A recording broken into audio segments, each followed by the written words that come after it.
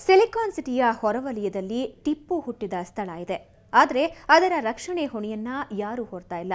ಇದೀಗ ಅಕ್ರಮ ಮನೆಗಳಿಂದ ತುಂಬಿ ಹೋಗಿದೆ.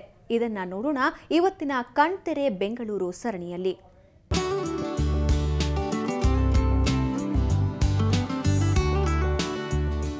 ಇದು ಬೆಂಗಳೂರು ಸಮೀಪದಲ್ಲಿರುವ ದೇವನಹಳ್ಳಿ ಕೋಟೆ. ಇದನ್ನ ನೋಡ್ತಿದ್ರೆ ಯಾವುದೋ ಪಾಳು ಬಿದ್ದಿರೋ ಗೋಡೆ ಥರ ಕಾಣುತ್ತೆ. ಜೊತೆಗೆ ಪಕ್ಕದಲ್ಲೇ ಮುರುಕಲು ಮನೆಗಳಿವೆ. ಅವು ಯಾವಾಗ ಕುಸಿದು ಬೀಳುತ್ತವೋ ಆ ದೇವರಿಗೆ ಗೊತ್ತು. ಇಲ್ಲಿರೋ ಗೋಡೆಗಳು ಪ್ರೇಮಿಗಳ ಹೆಸರು ಬರೆಯುವ ಫಲಕವಾಗಿ ಮಾರ್ಪಟ್ಟಿವೆ. ವಿಶೇಷ ಅಂದರೆ ಮೈಸೂರಿನ ಹುಲಿ ಟಿಪ್ಪು ಸುಲ್ತಾನ್ ಹುಟ್ಟಿದ್ದೇ ಈ ಕೋಟೆಯಲ್ಲಂತೆ. 1671ರಲ್ಲಿ ಪಾಳೆಗಾರ ದೇವಪ್ಪ ನಾಯಕ ನಿರ್ಮಿಸಿದ ಈ ಕೋಟೆ ಇವತ್ತು ಶಿಥಿಲಾವಸ್ಥೆ ತಲುಪಿದೆ.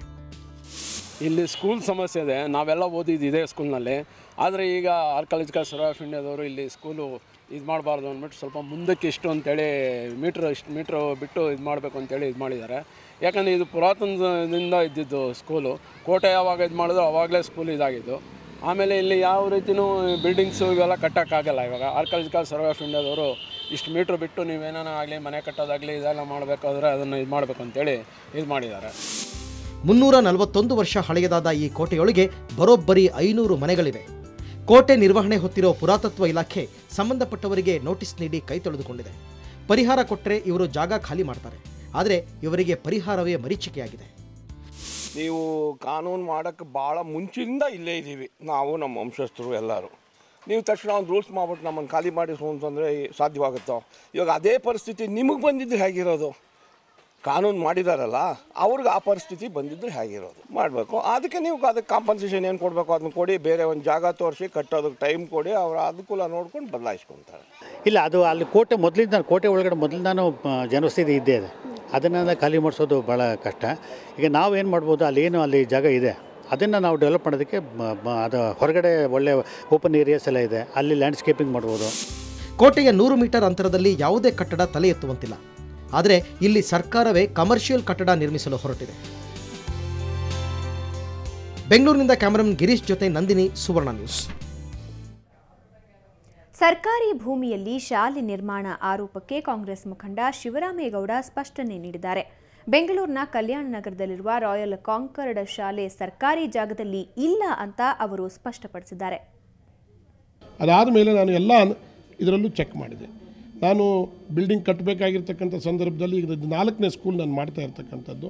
ಯಾವ ಸ್ಕೂಲನ್ನು ಸಹಿತ ನಾನು ರಾಜಕೀಯ ಕ್ಷೇತ್ರದಲ್ಲಿರ್ತಕ್ಕಂಥ ಈ ಸಂದರ್ಭದಲ್ಲಿ ನಾನು ಇದನ್ನೆಲ್ಲ ಭಾಳ ಹುಷಾರಾಗಿ ಲೆಕ್ಕಾಚಾರ ಹಾಕಿ ಕಾನೂನು ಚೌಕಟ್ಟಿನಲ್ಲೇ ಮಾಡಿದ್ದೇನೆ ಹೊರತು ಕಾನೂನು ಬಾಹಿರವಾಗಿ ಒಂದು ಚೂರು ಮಾಡಿಲ್ಲ. ನಮ್ಮದು ತೆರೆದ ಪುಸ್ತಕ ಇದ್ದಂಗೆ ನಮ್ಮ ಸ್ಕೂಲ್ಗಳಲ್ಲೂ ಯಾರು ಬೇಕಾದ್ರೂ ಬಂದು ಪರಿಶೀಲನೆ ಮಾಡ್ಬೋದು, ಕೇಳ್ಬೋದು. ಇದು ಈ ಒಂದು ಗಾಳಿ ಸುದ್ದಿ ಹಬ್ಬಿ. ಈಗ ಸಿಟಿ ರೌಂಡ್ಸ್. ಕಲಾಸಿಪಾಳ್ಯದ ಎಎಂ ರಸ್ತೆಯ ಪಾಪ್ಯುಲರ್ ಕಟ್ಟಡದ ಕೆನರಾ ಬ್ಯಾಂಕ್ನಲ್ಲಿ ದರೋಡೆಗೆ ವಿಫಲ ಯತ್ನ. ಹಿಂಬದಿಯಿಂದ ಒಳನುಗ್ಗಿದ ದುಷ್ಕರ್ಮಿಗಳಿಂದ ಸ್ಟ್ರಾಂಗ್ ರೂಮ್ ಬೀಗ ಒಡೆಯಲು ಯತ್ನ. ಕಲಾಸಿಪಾಳ್ಯ ಠಾಣೆಯಲ್ಲಿ ಪ್ರಕರಣ ದಾಖಲು. ರಾಜ್ಯ ಬಿಜೆಪಿ ಸರ್ಕಾರದ ವಿರುದ್ಧ ಕಾಂಗ್ರೆಸ್ ಶಾಸಕ ದಿನೇಶ್ ಗುಂಡೂರಾವ್ ನೇತೃತ್ವದಲ್ಲಿ ಪ್ರತಿಭಟನೆ. ಮೈಸೂರು ಬ್ಯಾಂಕ್ ವೃತ್ತದಲ್ಲಿ ಬಿಜೆಪಿ ಪ್ರತಿಕೃತಿ ದಹಿಸಿ ಆಕ್ರೋಶ. ಶಾಸಕ ಹ್ಯಾರಿಸ್, ಪ್ರಿಯಾಂಕ್ ಖರ್ಗೆ ಸೇರಿದಂತೆ ಹಲವು ಕಾರ್ಯಕರ್ತರು ಭಾಗಿ.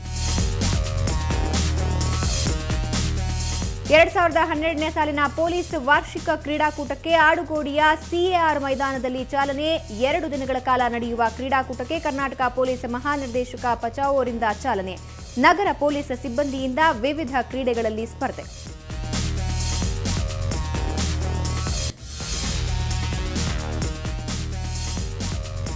ಕನ್ನಡದ ಆಕ್ಷನ್ ಹೀರೋ ದುನಿಯಾ ವಿಜಯ್ ಈಗ ತ್ರಿಭಾಷಾ ನಟ. ದುನಿಯಾ ವಿಜಯ್ ಮುಂದಿನ ಚಿತ್ರ ಕನ್ನಡ, ತಮಿಳು, ಮಲಯಾಳಂ ಭಾಷೆಗಳಲ್ಲಿ ನಿರ್ಮಾಣ. ಕಾಮರಾಜ್ ನಿರ್ದೇಶನದಲ್ಲಿ ಬರೋಬ್ಬರಿ 20 ಕೋಟಿ ವೆಚ್ಚದ ಚಿತ್ರ.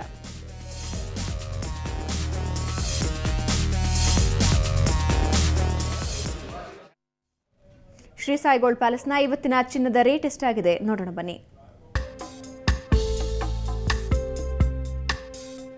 22 ಕ್ಯಾರೆಟ್ನ 10 ಗ್ರಾಂ ಚಿನ್ನಕ್ಕೆ 28,520 ರೂಪಾಯಿ. ನಿನ್ನೆಯ ದರಕ್ಕೆ ಹೋಲಿಸಿದರೆ 22 ಕ್ಯಾರೆಟ್ನ ಚಿನ್ನದ ಬೆಲೆಯಲ್ಲಿ 210 ರೂಪಾಯಿ ಇಳಿಕೆಯಾಗಿದೆ.